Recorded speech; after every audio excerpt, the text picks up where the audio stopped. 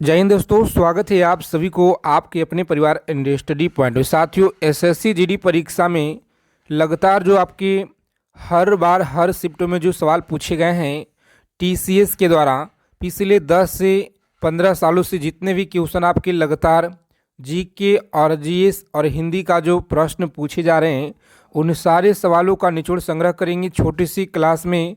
तो आज के सेशन आपके लिए बहुत ही ज़्यादा इम्पोर्टेंट रहने वाला है। तो साथ ही अगर आप लोग इस बार एसएससी जीडी एग्ज़ाम को क्रैक करना चाहते हैं तो बिना स्किप किए हुए क्लास को अंत तक देखिएगा।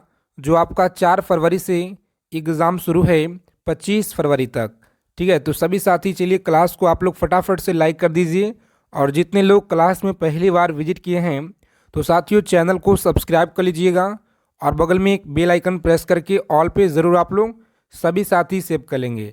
देखिए, पहला नंबर सवाल है कि दसत-ए-लूट अवस्थित है। बताएंगे कहाँ पे अवस्थित है। दसत-ए-लूट कहाँ पे अवस्थित है? केन्या में है या लीबिया में, ईरान में है, नाइजीरिया में है? चलिए बताइए फटाफट से। लगातार आपके एसएससी जीडी के एग्ज़ाम में प्रीवियस ईयर में लगातार पूछे गए हैं।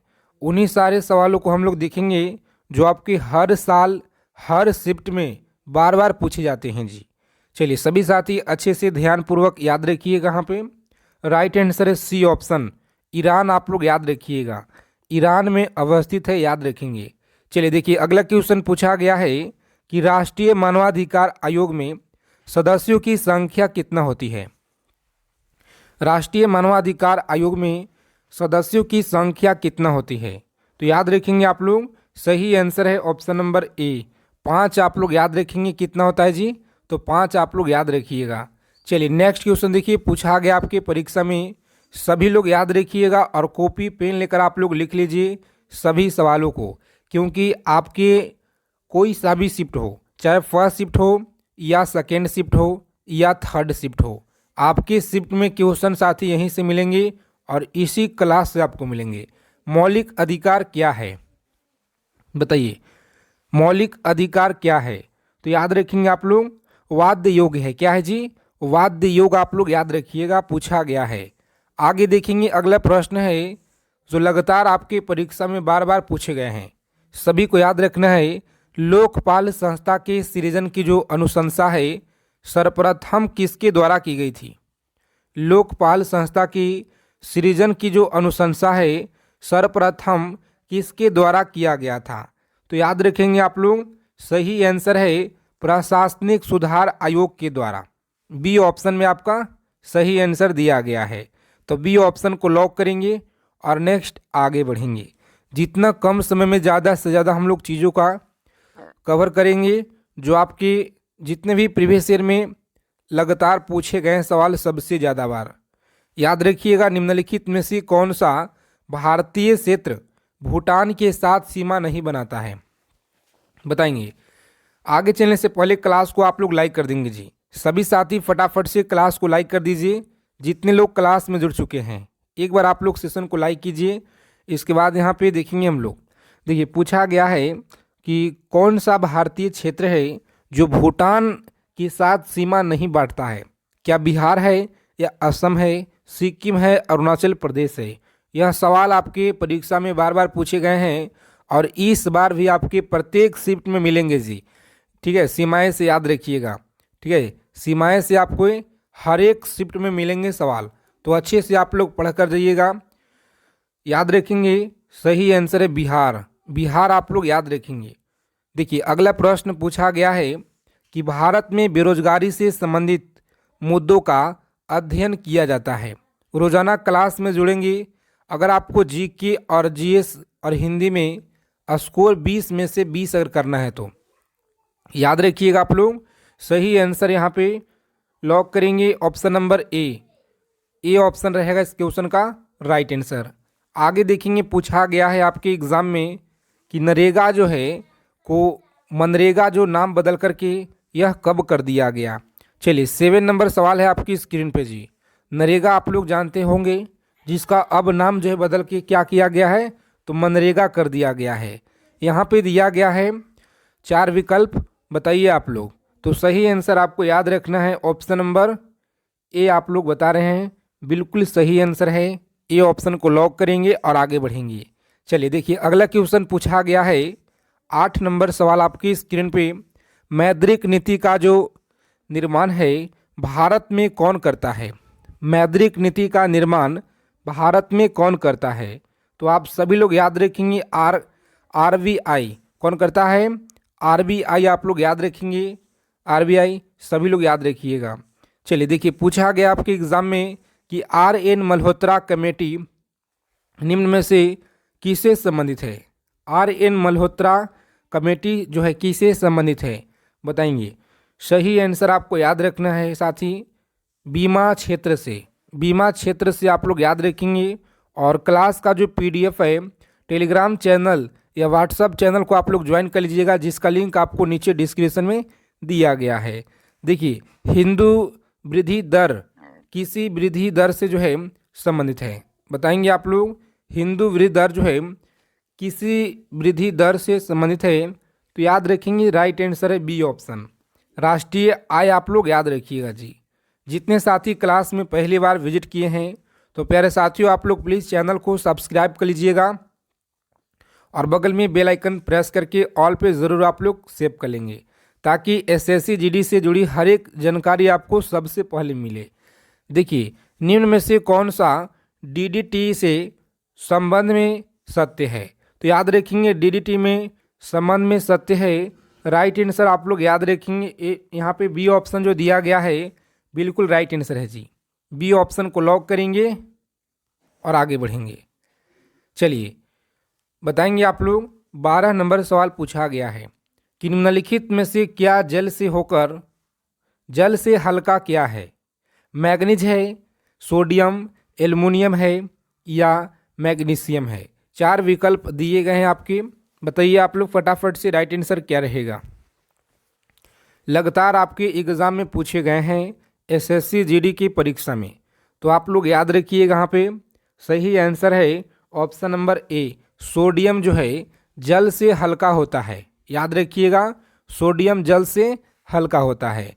आगे देखेंगे अगला प्रश्न पूछा गया है कि निम्न में से किसने भारी जल का खोज किया था? बताएंगे भारी जल का खोज किसने किया? तो प्यारे साथियों आप लोग याद रखेंगे डी ऑप्शन, यूरे ने आप लोग याद रखेंगे। चलिए सभी साथी फटाफट से कमेंट करके बताएंगे टूटी हुई हड्डियों की रक्षा के लिए लिया गया जो प्लास्टर ऑफ पेरिस का जो प्रयोग है यह होता है जिप्सम में, कैल्शियम ऑक्साइड से, बुझा हुआ चूना, कैल्शियम कार्बोनेट। बताएंगे आप लोग।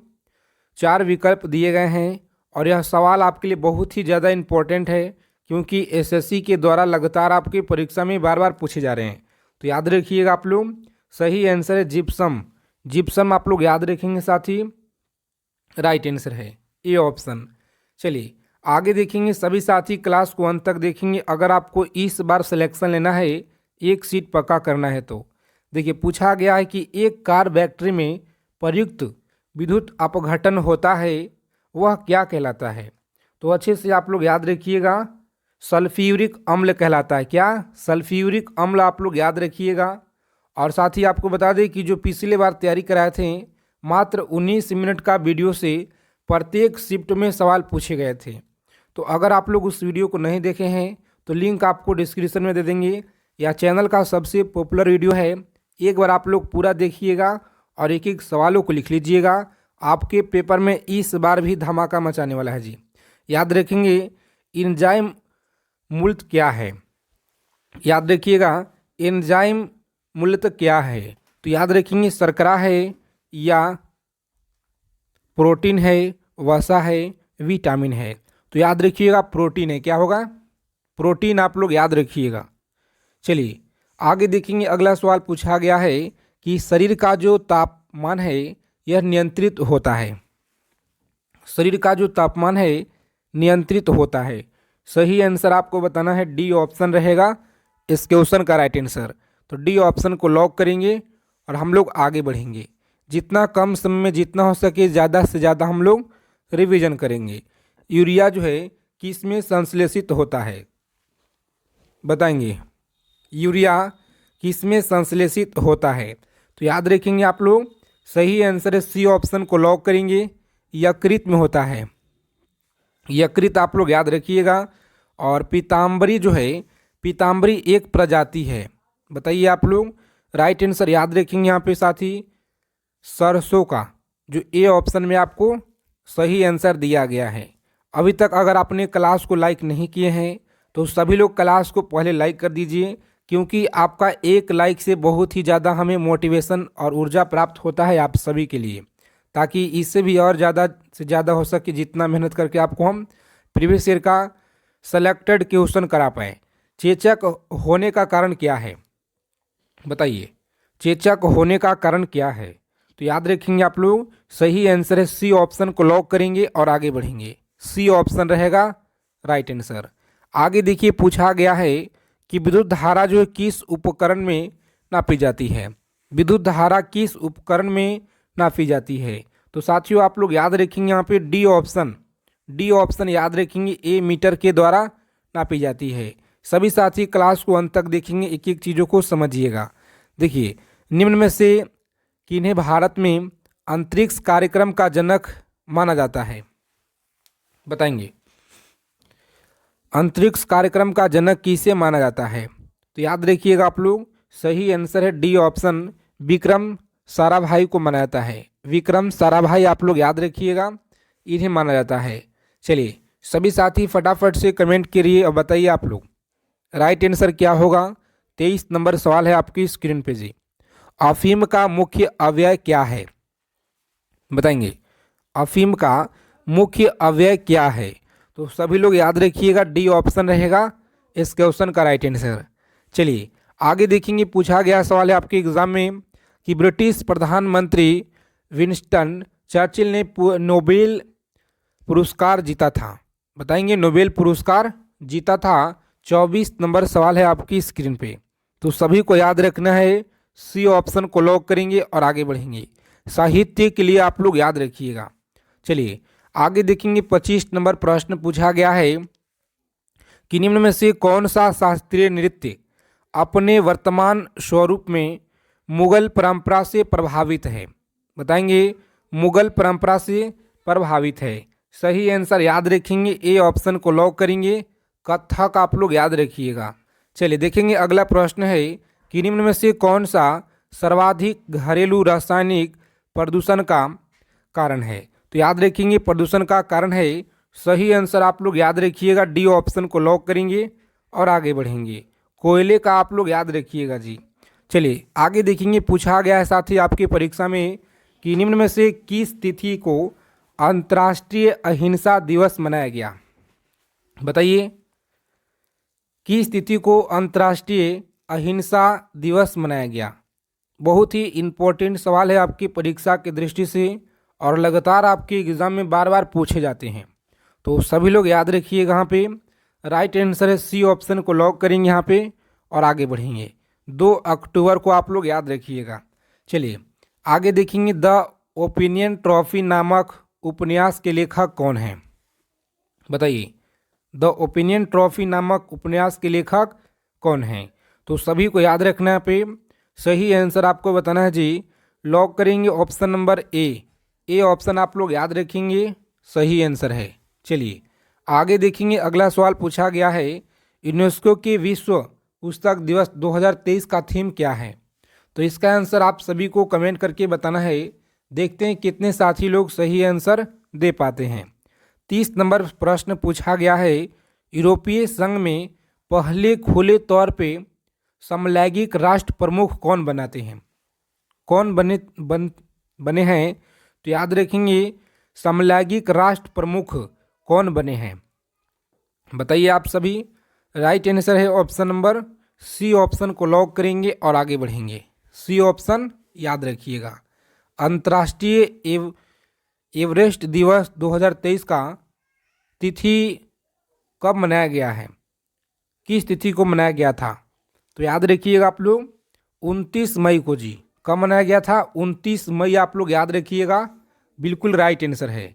आगे देखेंगे, अगला क्वेश्चन पूछा गया आपके एग्जाम में, लिथुआनिया में भारत का जो अगला राजदूत है किसे नियुक्त किया गया है? चलिए बताइए सभी साथी फटाफट से। तो नियुक्त किया गया है, सी ऑप्शन को लॉक करेंगे आप लोग, देवेश उत्तम। आप लोग याद रखिएगा, किसे? देवेश उत्तम को नियुक्त किया गया है। सभी सवाल आपके एग्जाम्स के लिए बहुत ही इम्पोर्टेंट सवाल है।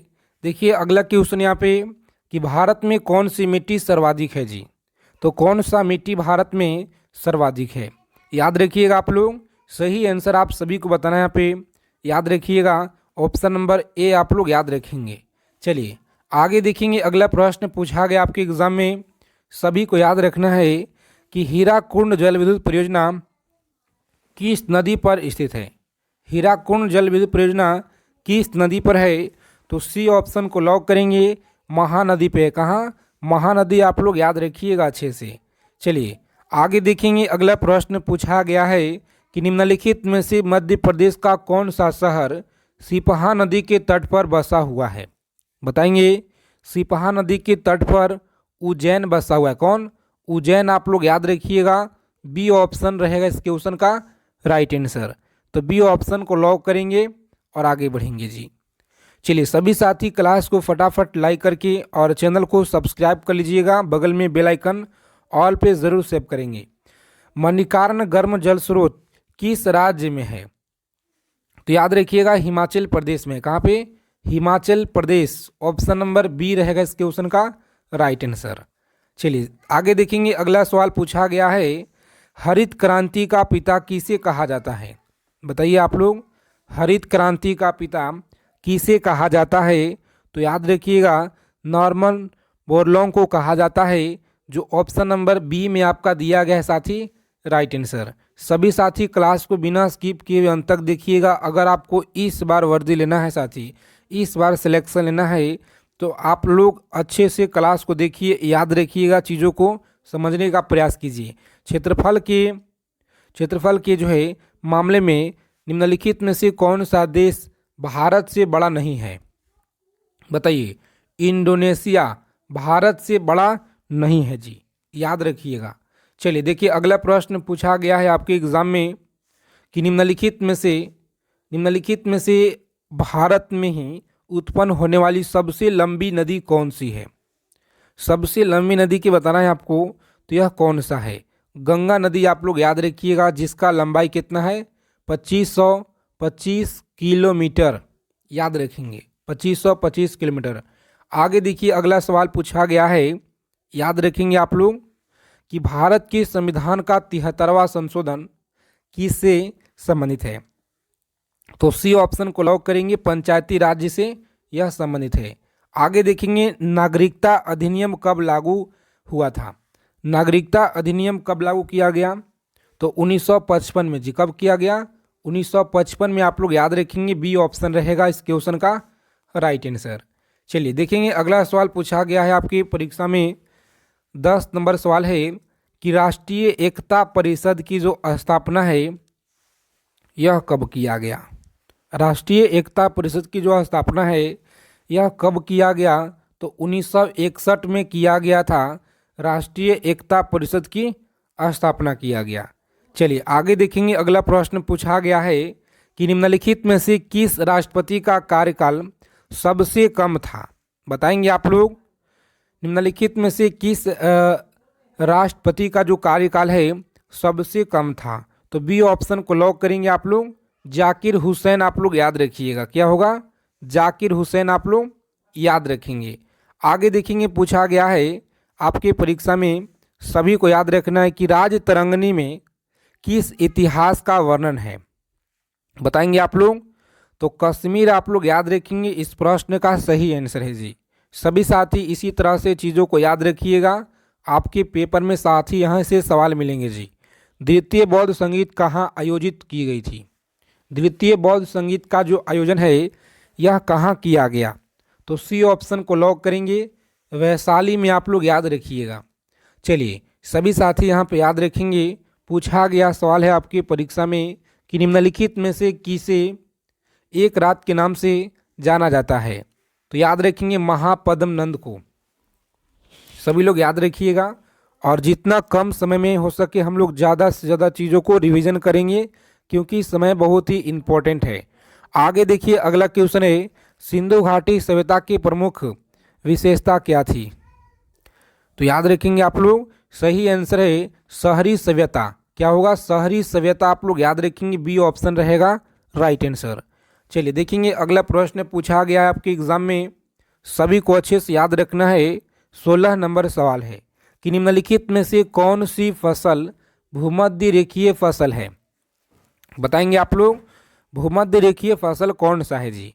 तो रबड़ आप लोग याद रखेंगे, रबड़ आप लोग याद रखिएगा, सही आंसर है option number B. B option को लॉक कीजिए और आगे बढ़ेंगे। चलिए सभी साथी आंसर करेंगे फटाफट से, लगातार आपकी परीक्षा में पूछे गए हैं कि निम्नलिखित में से कौन सा एल्युमिनियम अयस्क सर्वाधिक महत्वपूर्ण है? एल्युमिनियम अयस्क जो है सर्वाधिक महत्वपूर्ण है, तो option number D, sorry B आप लोग याद रखेंगे, बॉक्साइट होगा। क्या होगा जी? बॉक्साइट आप लोग याद रखिएगा। चलिए पीडीएफ के लिए टेलीग्राम चैनल को आप लोग ज्वाइन कर लीजिए, जिसका लिंक आपको डिस्क्रिप्शन में दिया गया है। सरहिंद नहर किस नदी पर स्थित है? बताइए, सरहिंद जो नहर है यह किस नदी पर है? तो सतलज नदी पर आप लोग याद रखिएगा। चलिए आगे देखेंगे, अगला सवाल है उपापाच्य क्या है? तो सी ऑप्शन को लॉक करेंगे, जैव अणु का संश्लेषण और टूट जाना आप लोग याद रखिएगा। देखिए अगला सवाल पूछा गया है आपके परीक्षा में लगातार, भारत में बॉक्साइट का जो सर्वाधिक उत्पादन है किस राज्य के द्वारा किया जाता है? बताइएगा आप लोग, किस राज्य के द्वारा किया जाता है? तो ए ऑप्शन को आप लोग याद रखिएगा, उड़ीसा, उड़ीसा राज्य के द्वारा किया जाता है। और भारतीय वन्य जीवन में फ्लाइंग फॉक्स क्या है? तो प्यारे मित्रों आप लोग याद रखेंगे, ए ऑप्शन को लॉक करेंगे, चमगादड़ याद रखिएगा। सभी साथी क्लास को लाइक कर दीजिए फटाफट से। पहली बार जुड़े हैं तो चैनल को आप लोग सब्सक्राइब करके बगल में नोटिफिकेशन बेल आइकन को ऑन कर लेंगे। देखिए पूछा गया है कि फोबोस और डाइमोस निम्नलिखित में से ग्रहों में किसके प्राकृतिक उपग्रह है जी? तो याद रखिएगा मंगल का है। किसका? मंगल का आप लोग याद रखेंगे, यहाँ पे सही आंसर है। चलिए आगे देखेंगे, अगला क्वेश्चन है मरुभूमि राष्ट्रीय उद्यान किस प्रदेश में है? मरुभूमि राष्ट्रीय उद्यान किस प्रदेश में है? तो राजस्थान आप लोग याद रखिएगा, यहाँ पे सही आंसर है। कहाँ पे? राजस्थान आप लोग याद रखिएगा। चलिए आगे देखेंगे, अगला क्वेश्चन पूछा गया है आपके एग्जाम में, घाटी गांव वन्यजीव अभयारण्य किस प्रदेश में है? घाटी गांव वन्यजीव अभयारण्य किस राज्य में है? तो मध्य प्रदेश आप लोग याद रखिएगा, डी ऑप्शन रहेगा इस प्रश्न का राइट आंसर। चलिए देखेंगे साथी, पूछा गया है कि बांधवगढ़ राष्ट्रीय उद्यान किस प्रदेश में है? बांधवगढ़ राष्ट्रीय उद्यान किस प्रदेश में है? तो मध्य प्रदेश में आप लोग याद रखिएगा जी। चलिए सभी को इसी तरह से याद रखना है अच्छे से एकदम, क्योंकि आपके परीक्षा के लिए बहुत ही ज़्यादा इम्पोर्टेंट सवाल लेकर आए हैं। और प्रोजेक्ट एलिफैट की जो शुरुआत है यह कब हुई? रोजाना सुबह में 7 बजे क्लास में जुड़ेंगे और 9 बजे आप लोग क्लास में, शाम को 7 PM और 8 PM लगातार आपको 4 क्लास दिया जा रहा है। प्रोजेक्ट एलिफैट की जो शुरुआत है, बी ऑप्शन आप लोग याद रखिएगा। ठीक है, अगली क्लास में हिंदी के सवाल हम लोग देखेंगे जी। भारत की पहली यूरेनियम खान कहाँ है? तो ए ऑप्शन आप लोग याद रखिएगा, जादूगोड़ा। कहाँ पे? जादूगोड़ा आप लोग याद रखिएगा। देखिए निम्नलिखित में से कौन सी नदी अरब सागर में नहीं गिरती है? तो तुंगभद्रा आप लोग याद रखिएगा, सही आंसर है। चलिए आगे देखेंगे, अगला क्वेश्चन पूछा गया आपके एग्जाम में, सभी को बताना है कि 2011 की जनगणना से पहले भारत से सर्वाधिक लिंगानुपात कब रिकॉर्ड किया गया? तो 1961 में आप लोग याद रखिएगा, सही आंसर है।